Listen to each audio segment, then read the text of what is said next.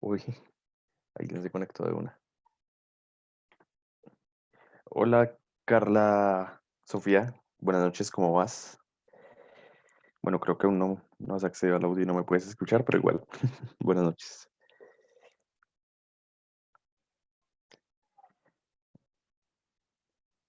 Everybody hands up.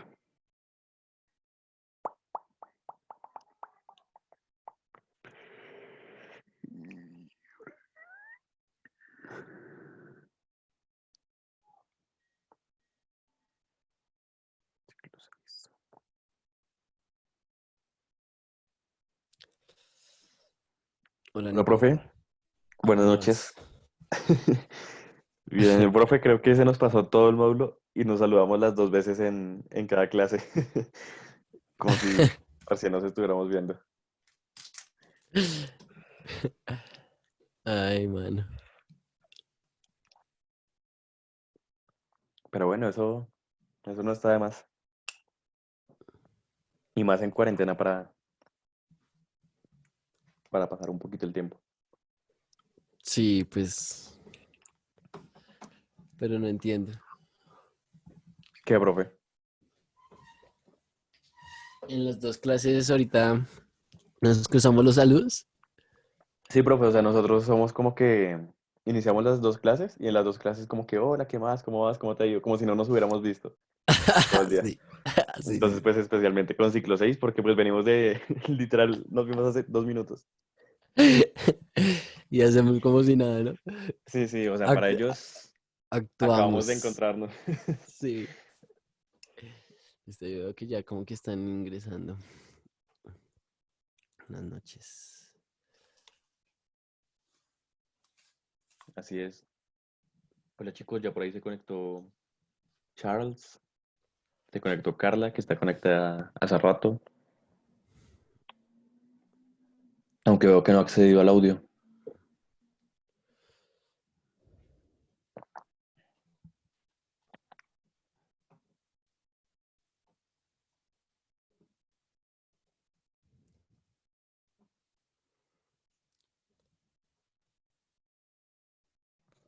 Ya también llegó Alexandra. Van llegando varios. Y por lo que veo, Alexandra se conectó por link. Eso quiere decir que ya empezaron a ver el link ahí en el grupo. Ah, listo. Listo, chicos. Entonces, buenas noches. Vamos a empezar. Ya estamos cerrando módulo. Hoy es el día del idioma. Entonces, pues, para hacer como una conmemoración del día del idioma, vamos a hablaros un poquito sobre la poesía española, que es como, pues, parte, ¿no? De, esencial de nuestra cultura colombiana, es el castellano. Nosotros hablamos castellano y pues tenemos pues toda la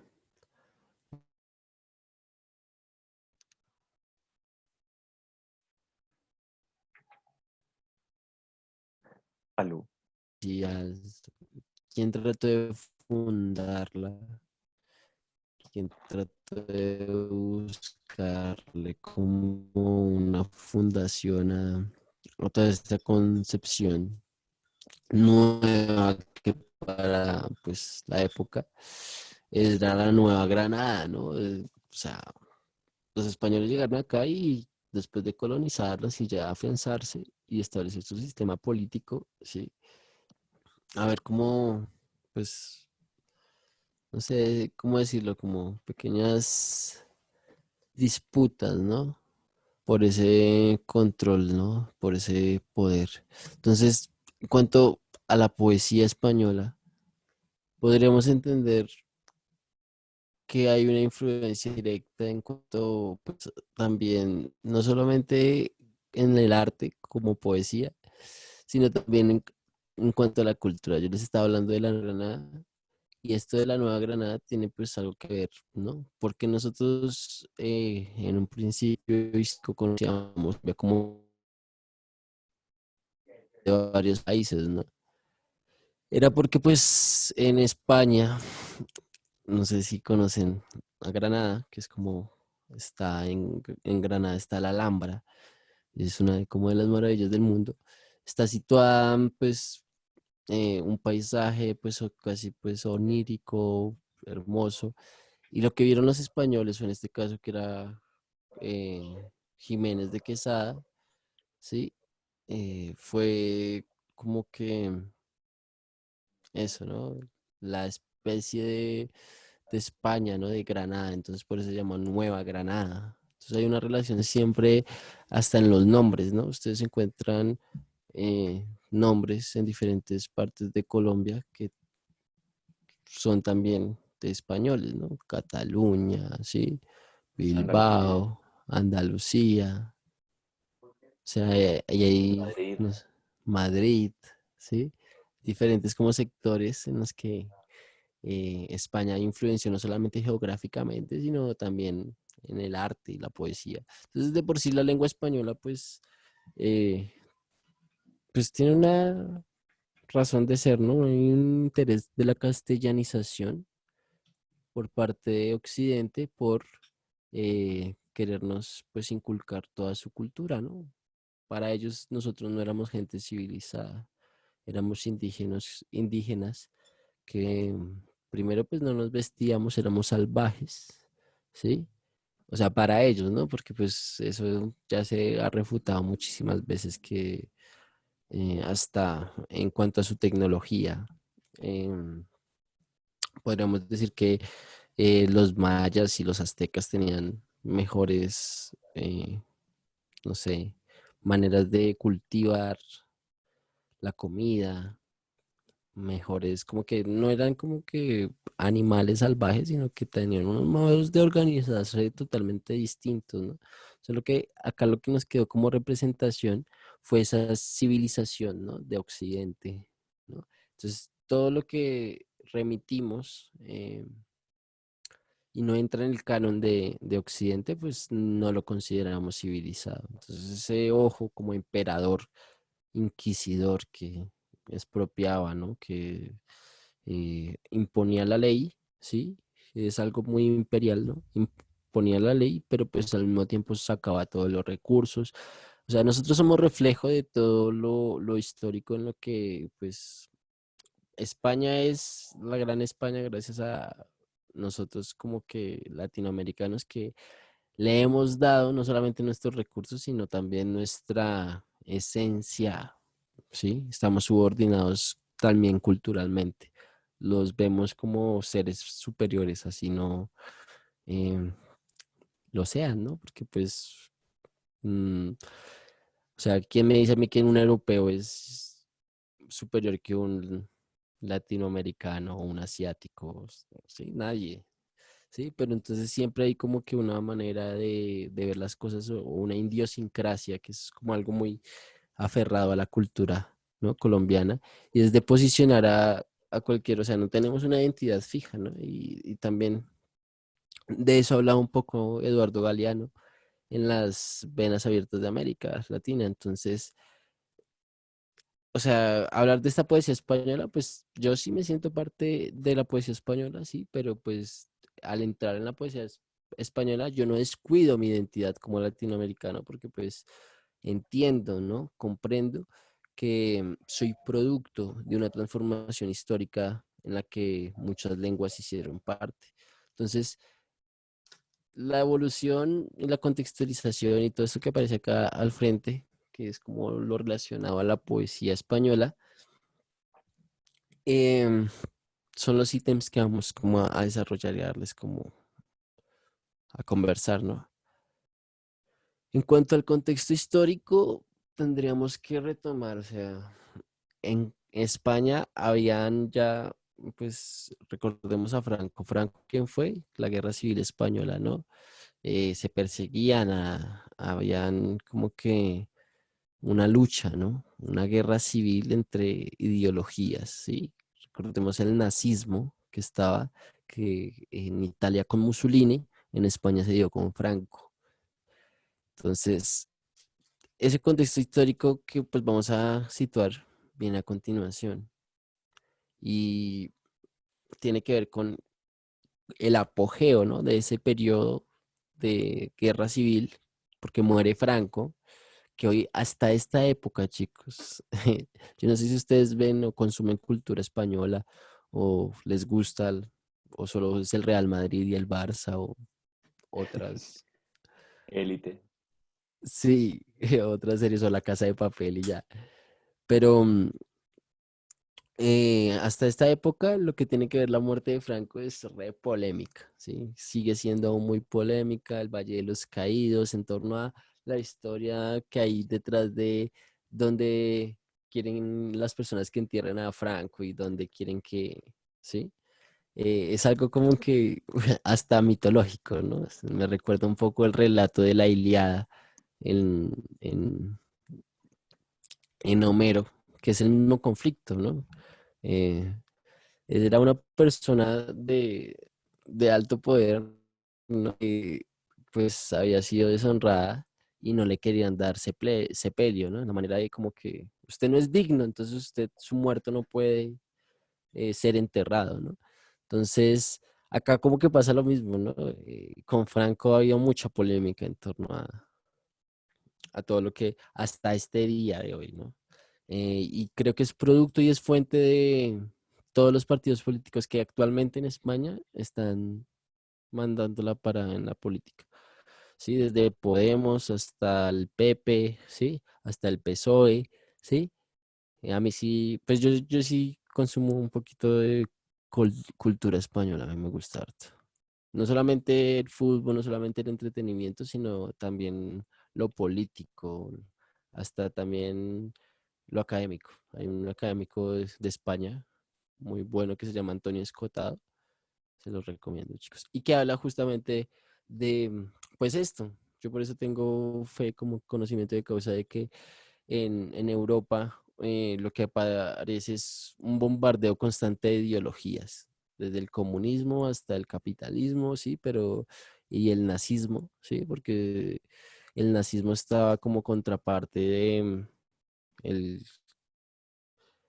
el comunismo, pero recordemos que nazi era la primera Alemania que quería Hitler, era nacional socialista, ¿no? Después de consagrar Hitler la idea de la raza pura, ¿sí?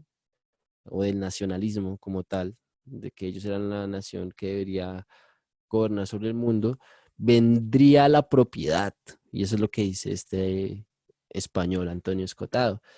¿Qué quiere decir que vendría la propiedad? Pues que, pues, imagínense en decir que, o sea, eso es algo pensado y algo errado para algunas personas, decir que los nazis eran socialistas, ¿sí? Pero pues, que así se define, nacionalismo, socialismo, ¿sí? Nacionalismo socialista. Entonces, después del nacionalismo, el man, o Hitler, lo que quería, perdón, era ir a la propiedad, atacar la propiedad privada, que la propiedad privada pasará a ser control de quién, del Estado.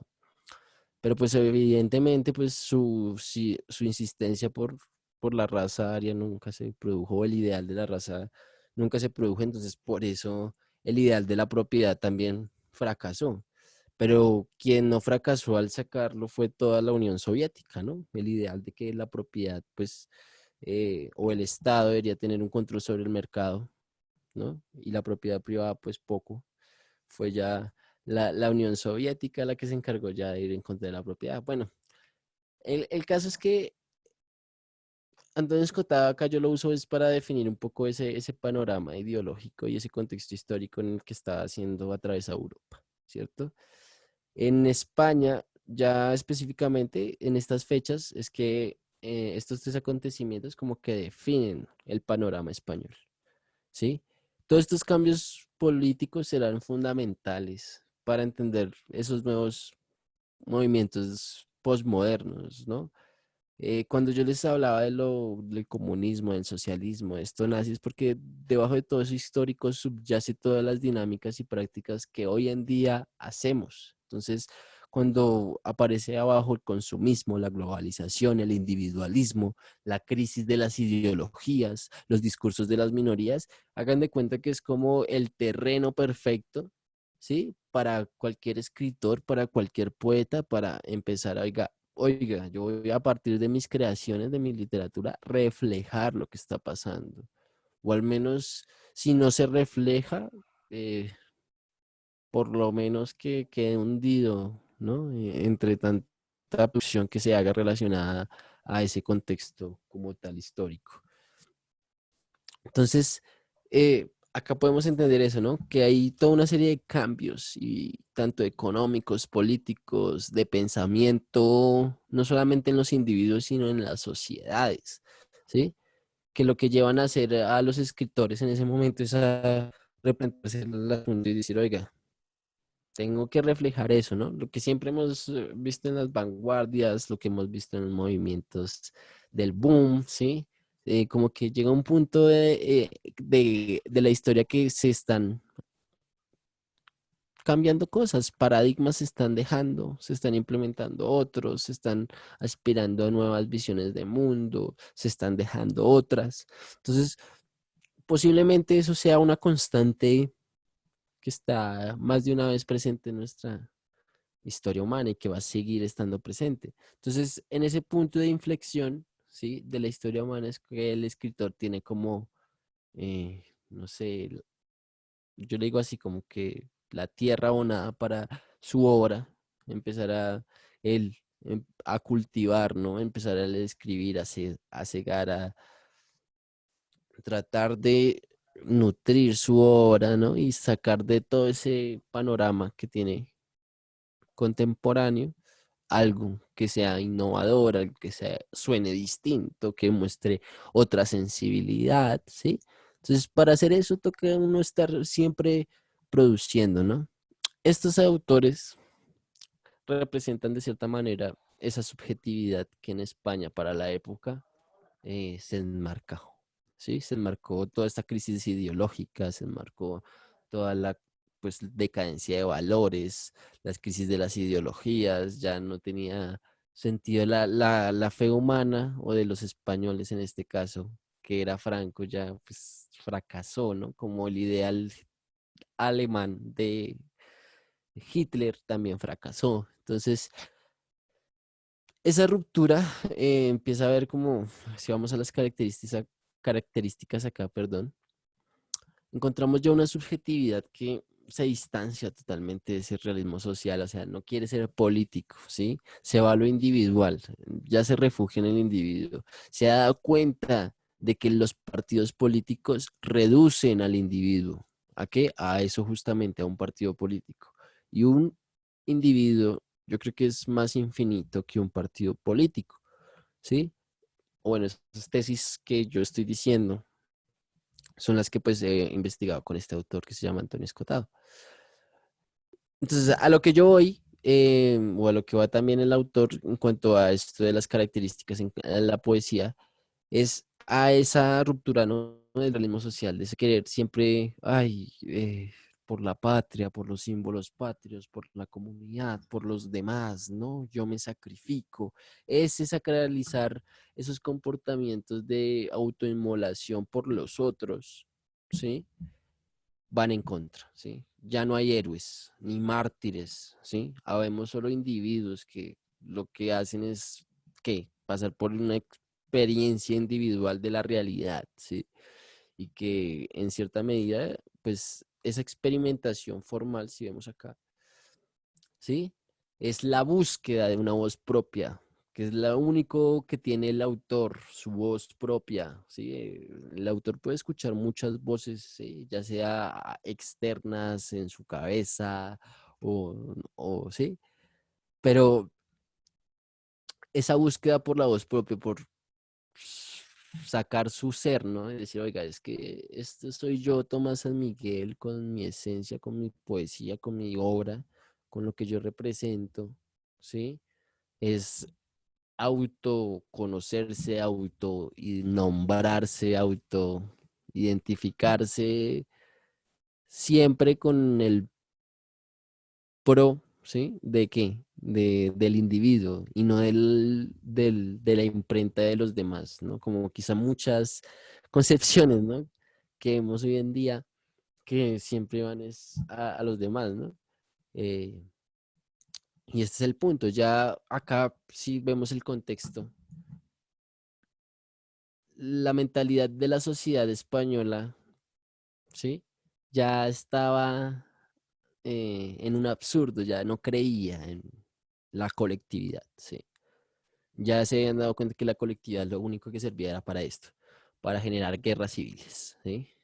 Entonces, lo individuo, que en este caso el escritor, eh, retrocede, se retroalimenta, analiza las cosas, aspira y se da cuenta de que el camino es el individuo.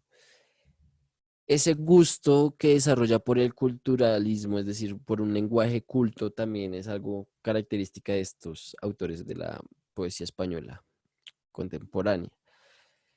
Como veíamos, esto es casi vanguardista, ¿no?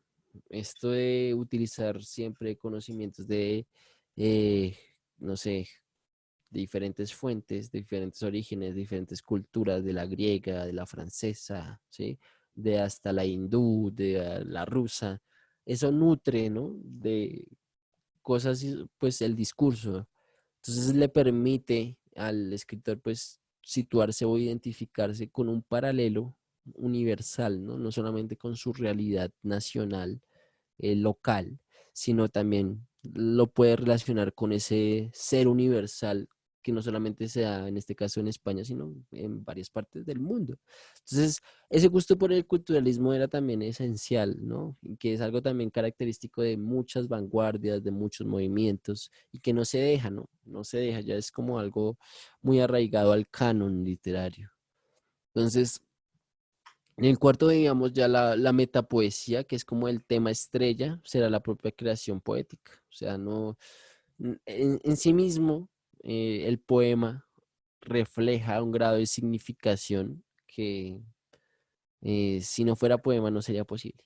Entonces, por lo tanto, tendríamos que situarnos desde el mismo poema hasta para explicarlo, no utilizar teorías literarias ni nada de eso, sino, o sea, ver al poema como un producto, ¿no?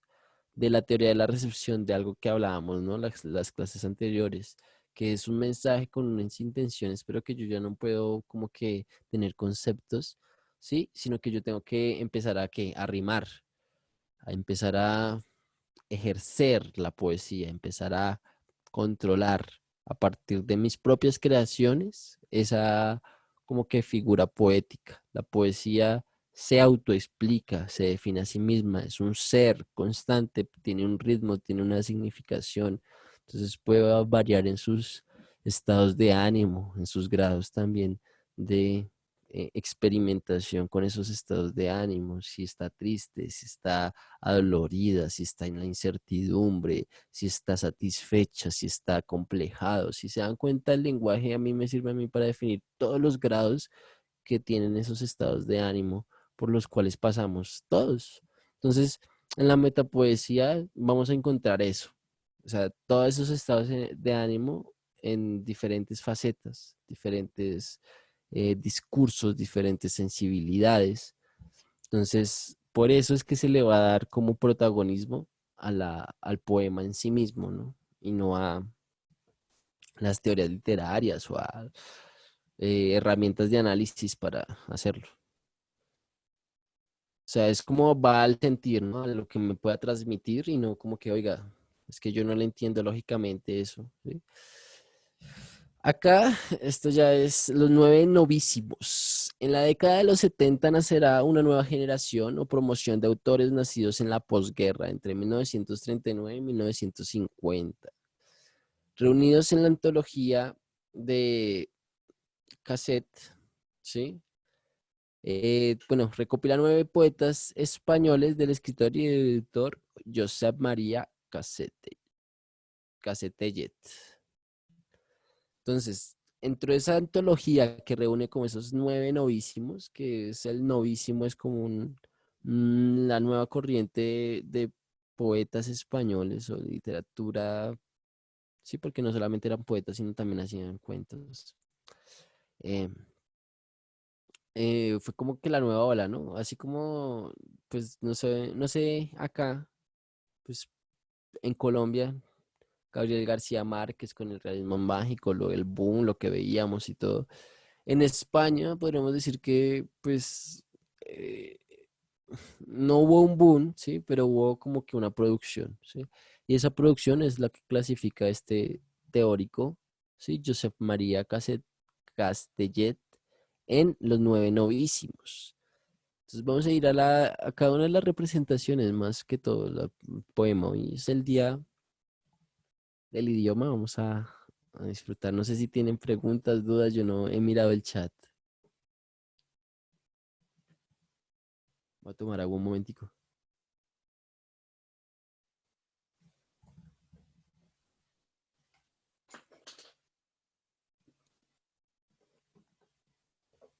No hay preguntas, no hay dudas, no hay nada. Hasta aquí, ¿todo bien? No, profe, hasta ahora nada. Listo. Si van a intervenir también, participaciones, eh, ahí yo las tengo en cuenta. Porque quiero que participen, que pues yo no estoy hablando solo todo el tiempo. Entonces, acá voy a leer esto de Guimferrer, ¿sí? Que es como para entender un poquito esa sensibilidad. Odio a los adolescentes. Es fácil tenerles piedad. Hay un clavel que se hiela en sus dientes, como nos miran al llorar. Pero yo voy mucho más lejos. En su mirada, un jardín distingo. La luz, la luz escupe en los azulejos, el arpa rota del instinto. Violentamente me acorrala esta pasión de soledad, que a los cuerpos jóvenes tala y quema luego en un solo haz. Habré de ser, pues, como estos. La vida se detiene aquí. Llamé a un sauce en el silencio. ¿Valía la pena ser feliz? De arde el mar. ¿Sí? Entonces aquí podemos ver cómo este autor, ¿sí? O sea, conserva una manera quizá tradicional de la forma, porque utiliza la rima, si nos damos cuenta. Odio, ¿no? Se llama así Cuchillos en Abril. Odio a los adolescentes, es fácil tenerles piedad.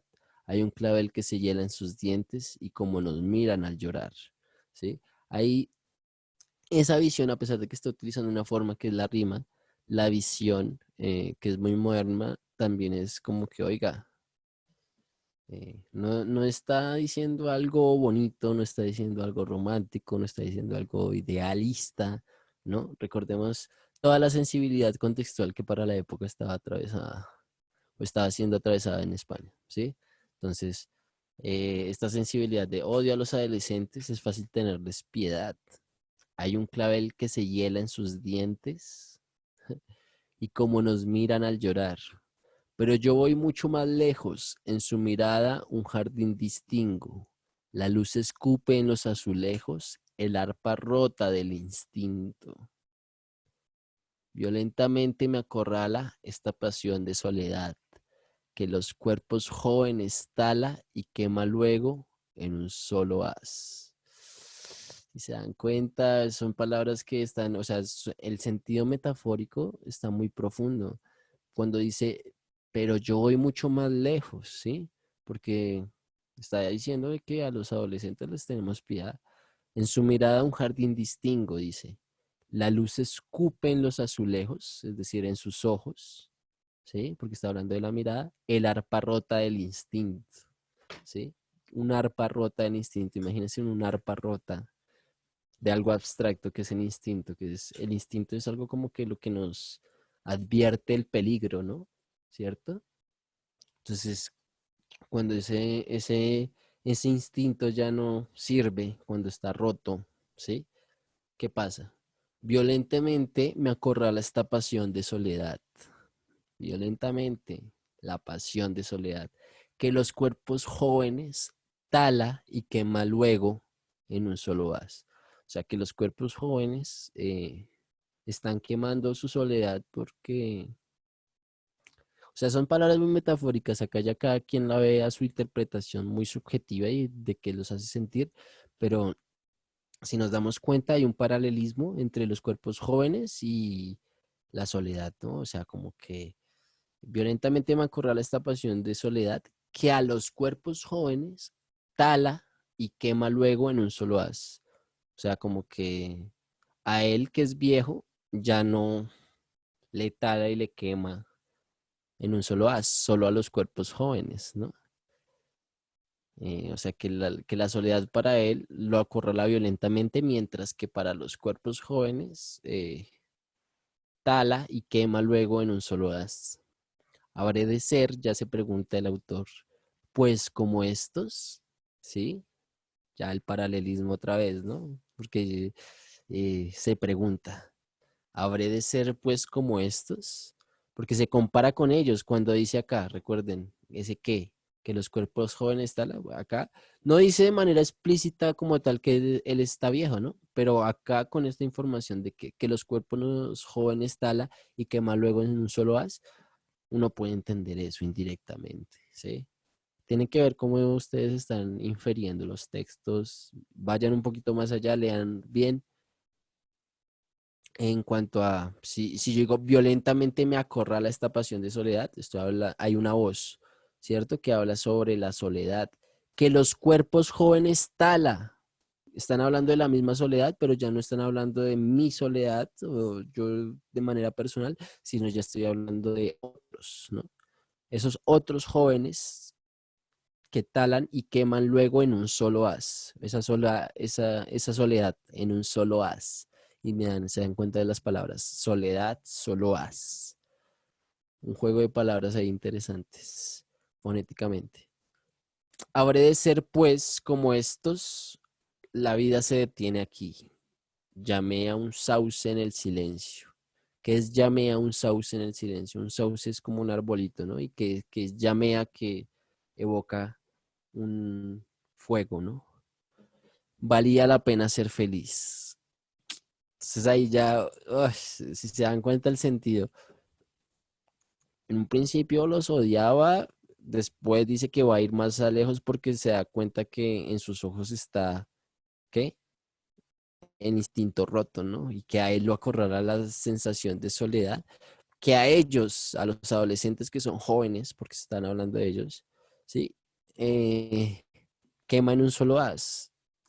¿Habré de ser yo como ellos, como esos adolescentes o como esos, pues, días jóvenes? Quizás está también haciendo una metáfora a cuando era él adolescente, porque miren el título, Cuchillos en abril, ¿sí? Y si hacemos la alusión de en abril, ¿qué pasa, no? Viene la primavera.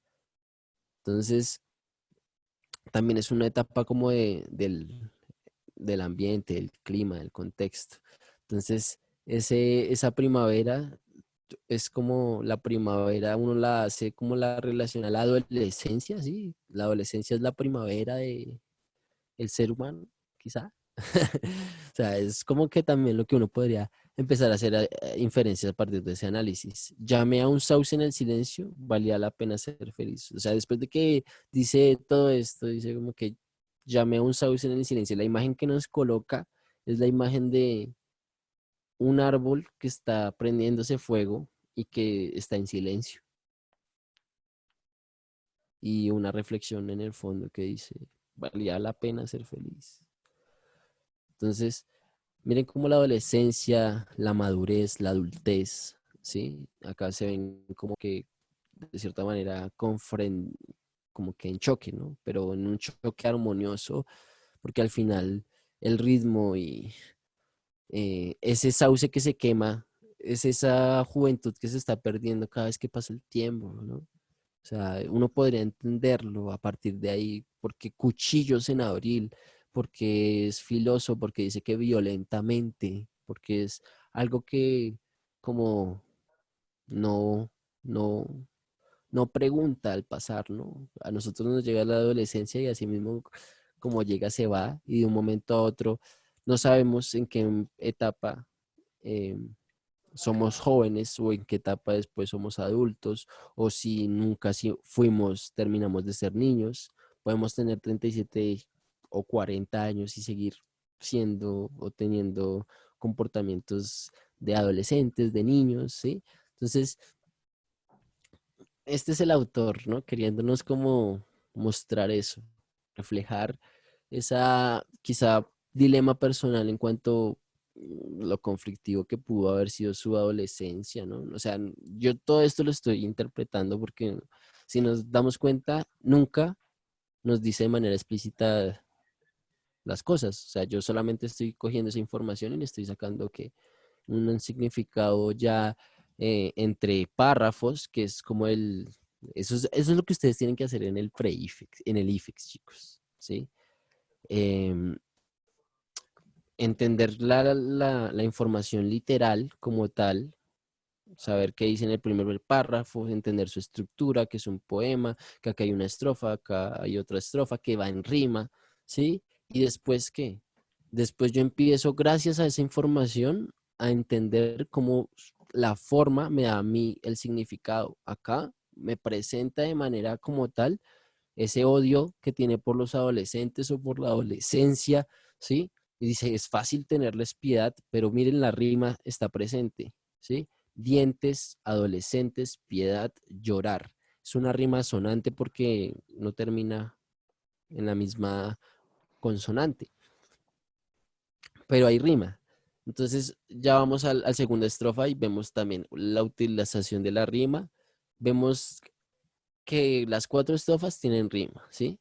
Pero que en la cuarta estrofa hay una pregunta y ya hay un signo de paréntesis.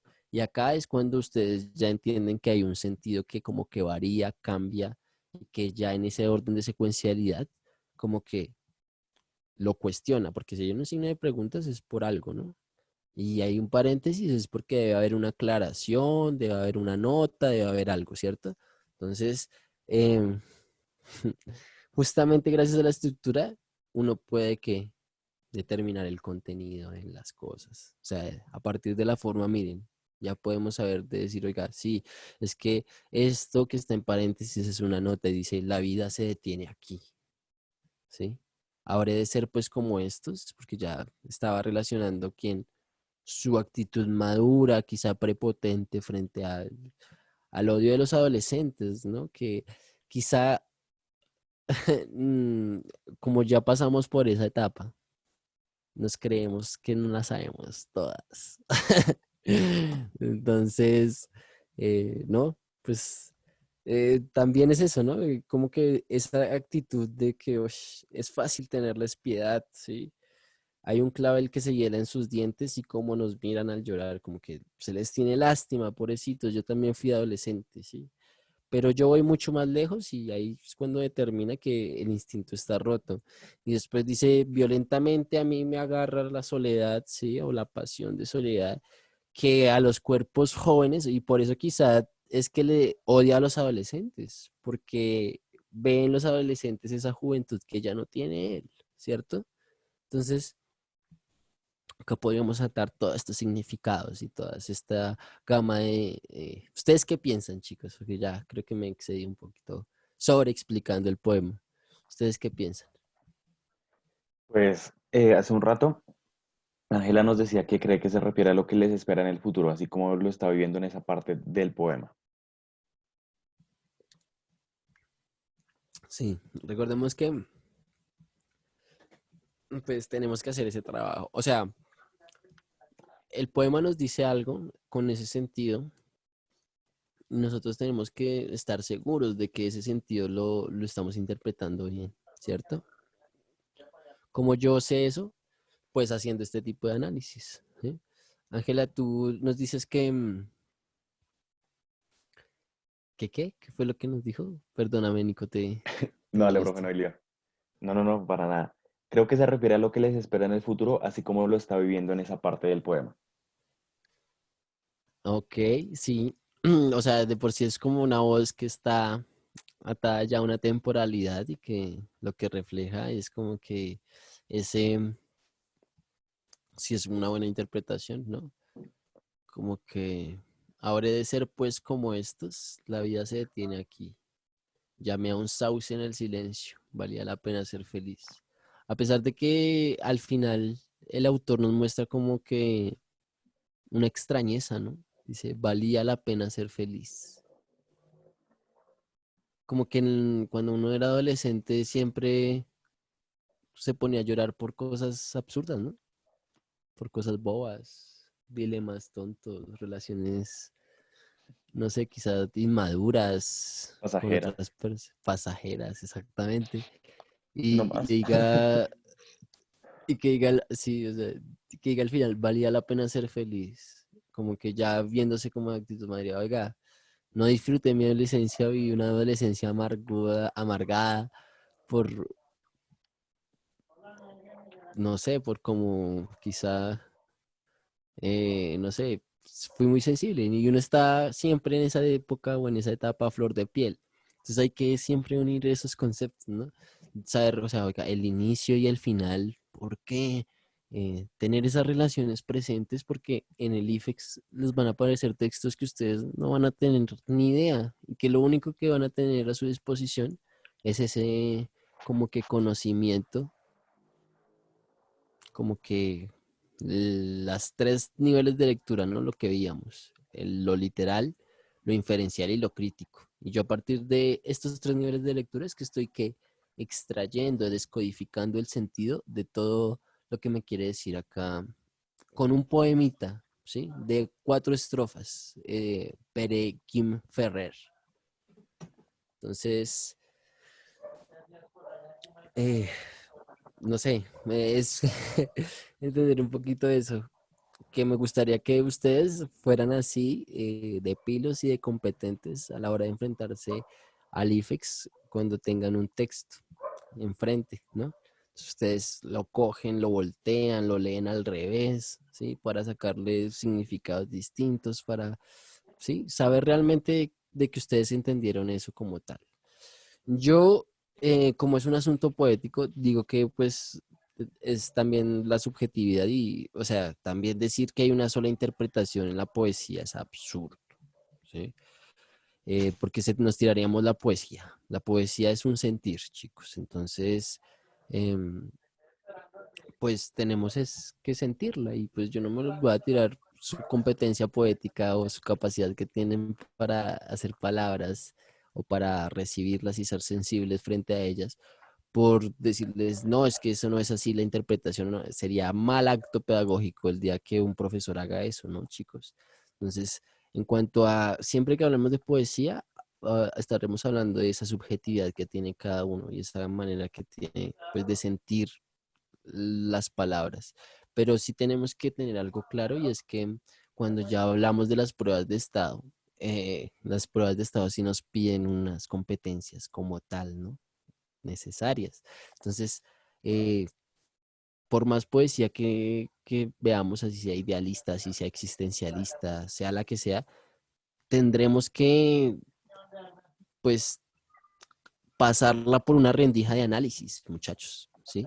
Para poder que sacar su significado, descodificar poco a poco, desmenuzar, oiga, ¿cuál era la intención? Acá yo sí hallo como una conexión entre sintagmas, entre campos semánticos, ¿sí? Acá eso de valía la pena ser feliz, que es un comentario tan alejado, yo lo relaciono con el primero porque eh, es como un enunciado que lo que demuestra es extrañeza, que lo que demuestra es un periodo pasado que ya se vivió, pero que como si estuviera arrepentido, ¿no? Valía la pena ser feliz. Y no sé si ahora lo sea. Entonces también como que a partir de que cierra la incertidumbre, también vuelve a abrir la incertidumbre y dice, oiga, es que la adultez, y ahí vamos a la interpretación que decía Ángela, es que en la adultez pues también la cosa no es la cosa muy buena que digamos, o la adultez también es un producto de esa inmadurez de la adolescencia que nunca pues disfrutamos o que nunca fuimos felices, ¿no? Y llegamos a conclusiones en la adultez de que valía la pena ser feliz en la adolescencia, porque pues en la adultez no somos felices, quizá. Eso es lo que yo podría que entender, comprender, hacer como el análisis de esa relación, pero en ningún momento el poema me dice eso. El poema me dice son unas palabras exactas, pero entonces esas palabras con estos análisis, dígame si no tienen o cobran más sentido.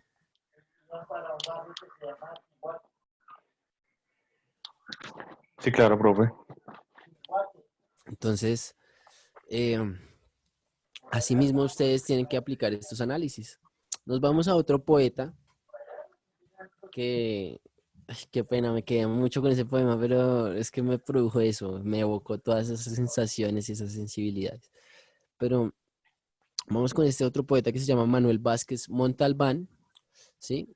Y dice así: y si la otra vida fuera prolongar la conciencia hasta el instante en que se pudre la última molécula, posibilidad de memoria y presencia, en el espectáculo obsceno de lo ajeno, aunque el deseo sea recuerdo, o viejas sombras, que los ojos aceptan en su terror de incógnitos, si la inmortalidad se pudriera, si se pudriera, bienaventuradas entonces las momias.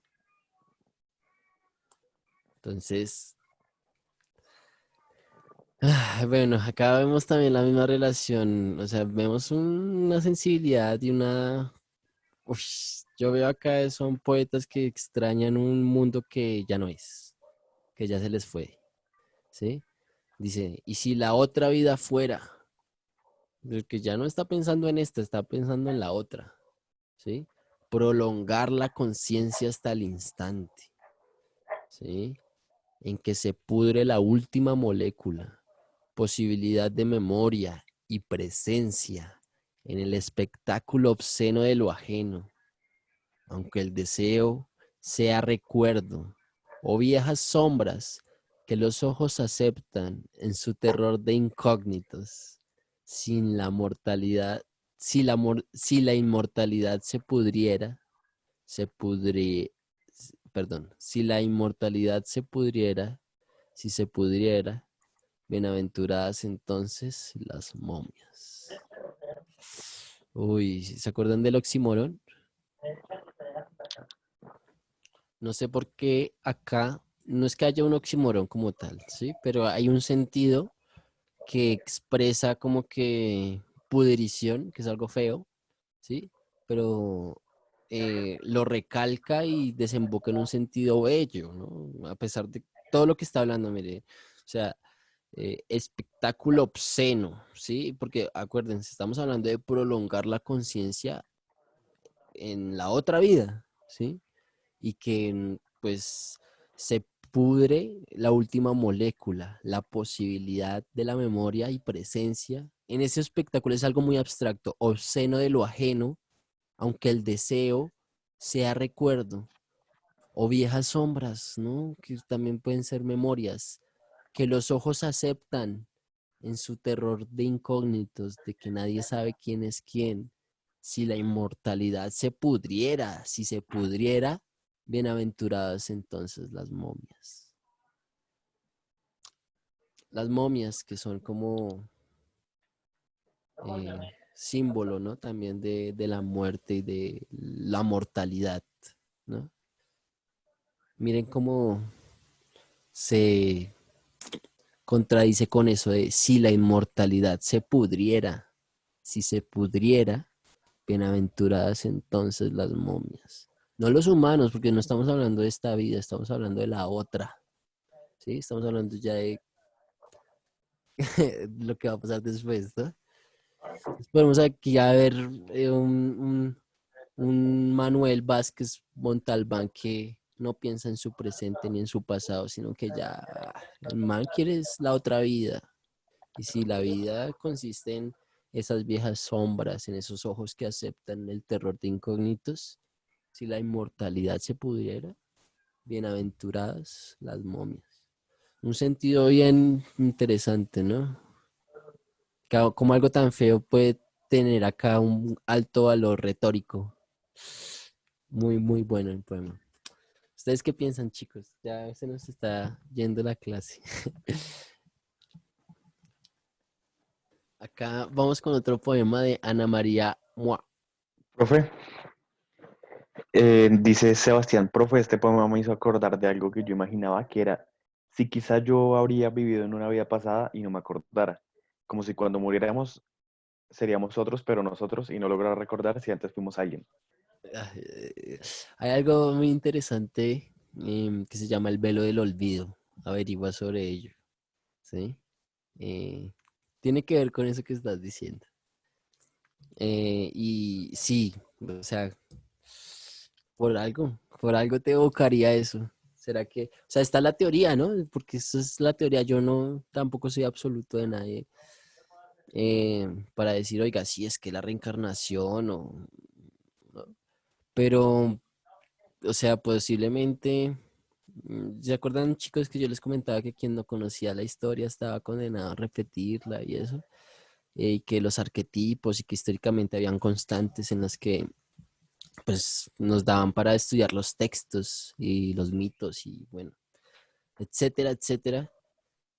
Pues todo esto a la larga pues nos sirve también para ver como que nosotros como seres inferiores, es que esto tiene que ver algo con algo muy humano, ¿no? Somos eternos, que hay después de la muerte, somos mortales y ya, ¿sí? Juega con esa incertidumbre y con esa verdad que no, o sea, que en lo personal yo no sé, ¿sí? No sé, hay personas que sí tienen esa verdad ya solucionada y definida.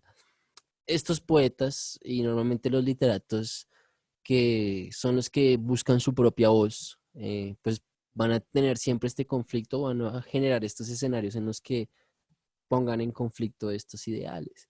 Entonces, posiblemente esté justa, o sea, no está hablando de la reencarnación, pero nos está abriendo paso para hablar de la reencarnación, nos está hablando paso no solamente en términos ya como teoría de que sirva para creer o no creer, ¿sí? Sino que lo que yo les decía, o sea, es evidente que si nosotros no conocemos la historia de nuestra familia, ¿sí? Si no sabemos qué comportamientos tiene nuestra mamá, nuestro papá, que nosotros estamos replicando porque genéticamente somos producto de ellos, ¿sí? Posiblemente, pues, eh, vamos a desconocer muchas cosas de nuestra vida que están pasando y que, oiga, ¿por qué me pasa esto a mí? Y yo le echo la culpa a factores externos, ¿sí? Y nunca asumo de que la responsabilidad es mía porque no conozco suficientemente la historia, porque no conozco, no sé, mis antepasados, mi historia como raza humana o como simplemente nación, ¿sí? Que es como que el llamado, pero pues me llama la atención por eso, porque en ningún momento habla de reencarnación, pero juega con esa creencia que no sabemos, ¿sí? Para el poeta o el escritor no, eso no está solucionado. Él no tiene definido eso, ¿sí? Y dice, ¿y si la otra vida fuera, ¿no? Prolongar la conciencia hasta el instante. Entonces, si a ti te recordó eso que pues a mí también me está haciendo hablar todas estas cosas que te estoy diciendo, será por algo, será porque pues sí, es también seguramente un llamado, un mensaje de tu subconsciente queriéndote decir, oye, recuerda, no sé, lo que fuiste, lo que serás. No sé, estoy hablando, esto no es tampoco algo absoluto, ¿verdad? Sino que pues hay información que se nos presenta a nuestra vida y no es casualidad, o pues en lo personal yo lo considero como fenómeno de la sincronicidad. No sé si a ustedes les ha pasado también que están mirando el reloj y siempre 11 y 11, 11 y 22, 11 y 33 o siempre números pares. Entonces, eso no es casualidad, ¿sí? Eso es como que tú estás en sincronía con una vibración, con una energía, con un tiempo, ¿sí? Y pues te está llegando esa vibración, ese flujo, lo que tienes que saber. Entonces, yo lo veo así, ¿no? Quizás es algo un poco más místico y no tan científico como a lo que estamos acostumbrados, ¿sí? Pero, pues, muchachos, ¿qué les digo si todos tenemos fe? Todos tenemos que creer en algo que es como que inexplicable y de alguna manera, pues, eh, no sé, yo no sé explicarme el fenómeno de la sincronicidad de manera científica, pero pues lo siento, lo creo y pues eh, lo reflejo y cuando lo veo, pues lo denoto, lo hago evidente y para que se den cuenta de que pues existe ese fenómeno de la sincronicidad, o sea, las cosas no nos llegan por casualidad, chicos, las cosas también, o sea, nos llegan por diferentes razones. Y ya, pues no sé, ¿qué más había dicho él? Eh, Julián dice que suena como déjà vu y Sebastián que sí, profe, que él está conectado a tus pensamientos. Muy bien. Chévere, Sebas. Y también suena como déjà vu. El déjà vu es para ponernos en una temporalidad, ¿no? Estos poetas juegan a ese nivel, a lo abstracto. Vámonos con Ana María, pero yo creo que esto no está. Quedan 5 segundos. Minuto. Eh, a- 5 minutos, sí, perdón. Yo quería llegar acá, que este es uno de mis poetas favoritos, ¿sí? Leopoldo María Panero. em, Porque también tiene una representación, o sea, la familia de él, si pueden investigar sobre él, eh, es muy polémica, ¿sí? Fueron, el papá de él fue Juan Luis Panero, ¿sí? Fue como que uno de los poetas más conocidos en España, y él tuvo 3 hijos, Michi, Juan Luis Panero y Leopoldo María Panero.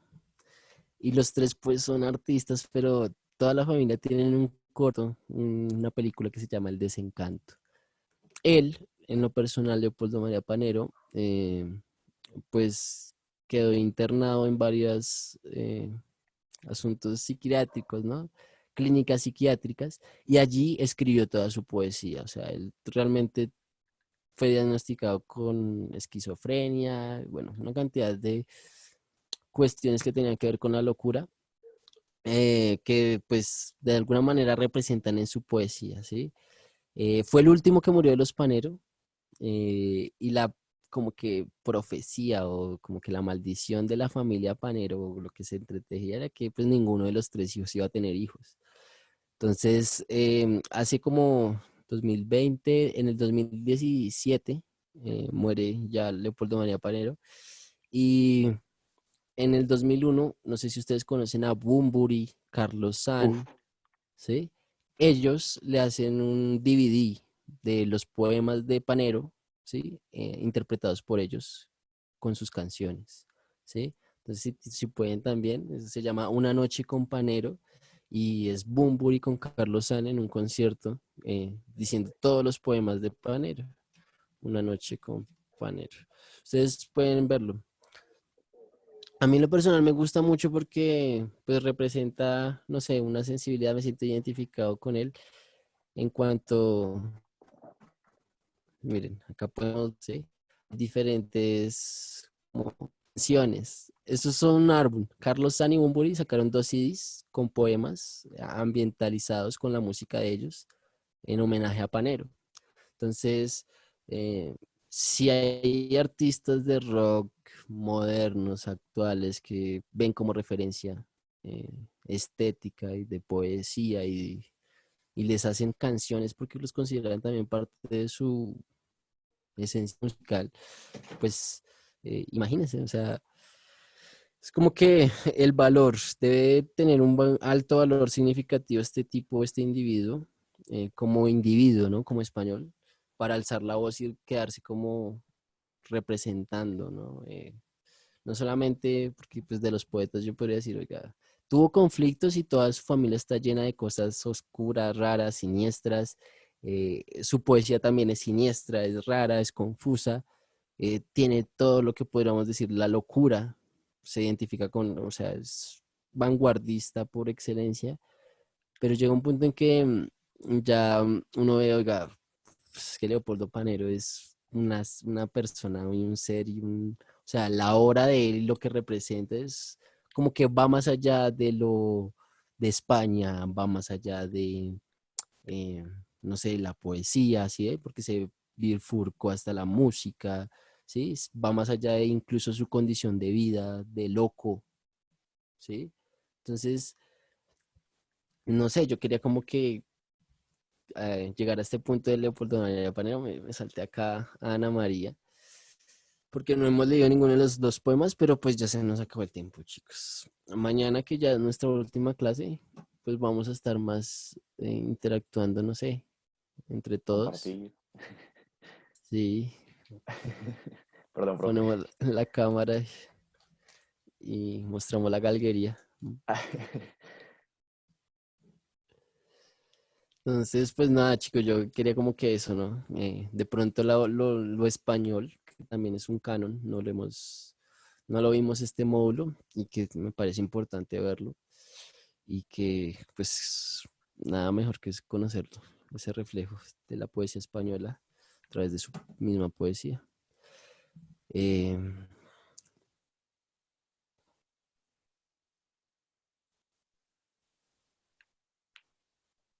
Cuéntame, profe.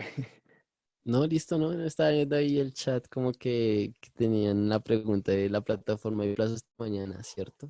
Sí, les iba a decir ahorita. Sí, chicos, tenemos plazo hasta el sábado. Es que yo me confundí, creí que 25 era mañana, es hasta el sábado, ¿vale? Entonces, pues, porfa, súper juiciosos con eso, meterle todas las ganas, que eso está para sacar una muy buena nota en el módulo de lenguaje, chicos. Sí, chicos, eso. Sí, las estuve viendo. Pues sí la cargaron. Sí, ahí yo las estoy calificando porque es que tengo otro grupo y estoy terminando con noveno y paso a ustedes, chicos.